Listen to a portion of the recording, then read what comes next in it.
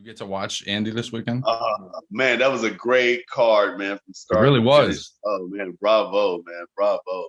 Yeah, but and man, I thought for a moment there, man, I was like, oh, poor Andy, man. He, because sometimes you can do that. They call it leaving the fight in the gym. Like he lost all that weight. He worked very hard, and sometimes you can overwork. And then the night of the fight, like like nervous energy is a killer in any sport. So the Yep. night of the fight, like I was like, oh, he probably left it all in the gym, man. Oh man. And then I'm like, well, I'm like, it's kind of like back and forth because I want Chris Arreola. I'm like, oh, this would be great for his career because like he always like, Henry Ramirez is his chief trainer besides Joe Goosen. Henry Ramirez bring him up for years, and that's a good friend of mine in the boxing community. But I'm like, man, but Henry would always tell me like, oh, we did everything. He trained hard, da da da. But then in the middle of the night, I go to, wake up in the morning or in the middle of the night to check on him, and he's jumped out the window and he's went down to LA from Big Bear, like down the mountain to go, get a bunch of tortillas or something, and I'm like, So finally, I'm looking, I'm like, he knocks, the Mexican Rocky down, and I'm like, yo, and I'm like, oh, that was probably just a balance shot, da da da.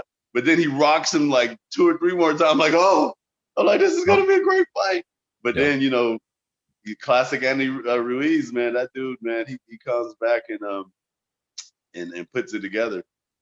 Andy's is a great ball of talent itself. I tell people all the time, as a light heavyweight, one time we were at Wild Cards, I think back in like 2010 or so, and me and my stablemate Yusuf Mack at the time, who also was a contender at super middleweight, light heavyweight.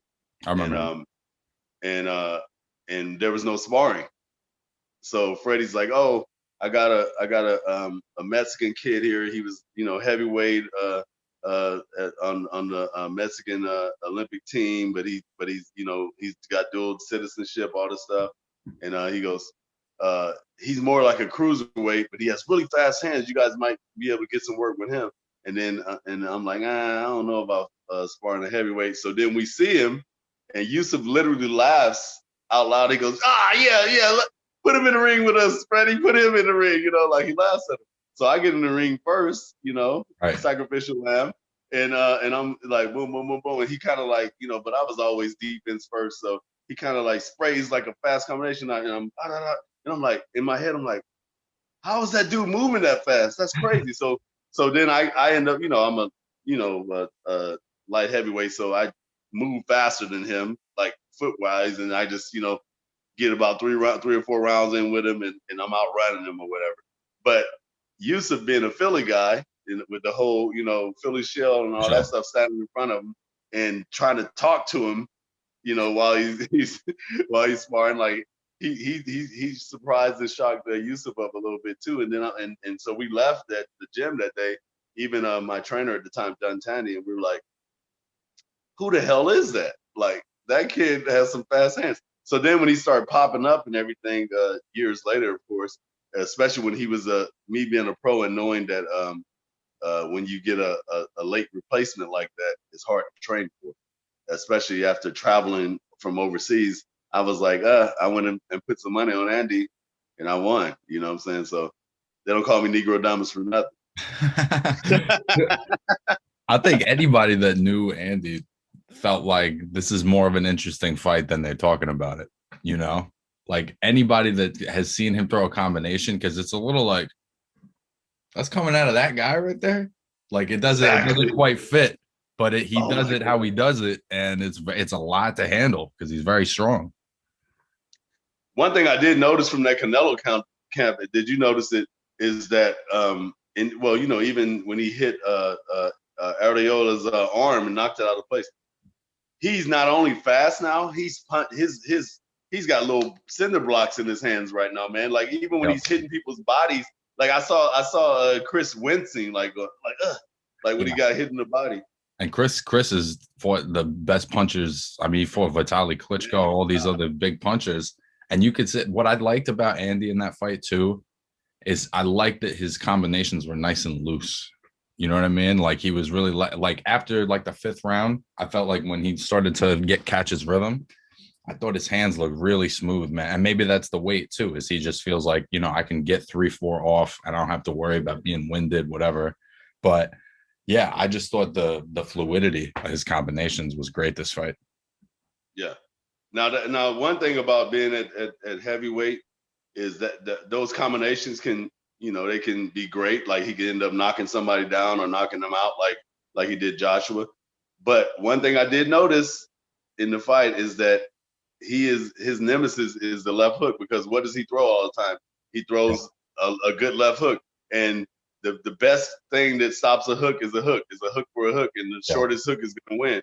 And Chris Arreola found that, in having Joe Goossen in his corner. Joe Goossen, is one of the greatest cornermen of the era right now, especially ever since the Diego Corrales burst when he brought Casamayor out of the dust to beat Diego. You know what I'm saying? But and then being in Diego's corner against Jose Luis.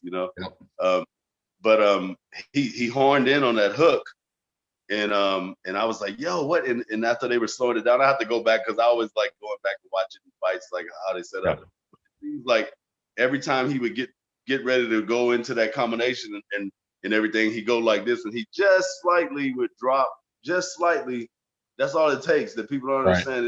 It takes like from here to there, and then all of a sudden you got that little window, and then off a timing thing, Chris would slide his own hook in there. He's longer, so he can get there faster. Yeah. But that's going to be something that a lot of people are looking at now. Like, and he loves that 1, 2, 3. We are all creatures of habit, and if you're a fighter out there listening, you can always, no matter how good somebody is, if you watch enough film, you will find something that you can take advantage of. Right. There's a pattern somewhere. Yeah. I think with him, actually, maybe it would be like he needs less patterns. I'd like it if he was a little more unpredictable and a little more just loose in general. I feel like he's got the couple of things he does well and he moves well. His feet are good. But I just want to see him be a little more awkward, honestly. I feel like sometimes it's almost too standard and too clean to where it's a little easy to figure out like what he's looking for. Yeah. I think that if he tries to be too clean or whatever, because I think his awkwardness is what makes him Andy Ruiz. It's awkward to have a guy that fast. It's awkward to have a guy counter, or whatever, or sneak up with certain like speed or hit you with some stuff that you don't see. If he's predictable, then it's gonna be like the rest of the heavyweight division, where it's like the biggest dinosaur wins by the war of attrition. So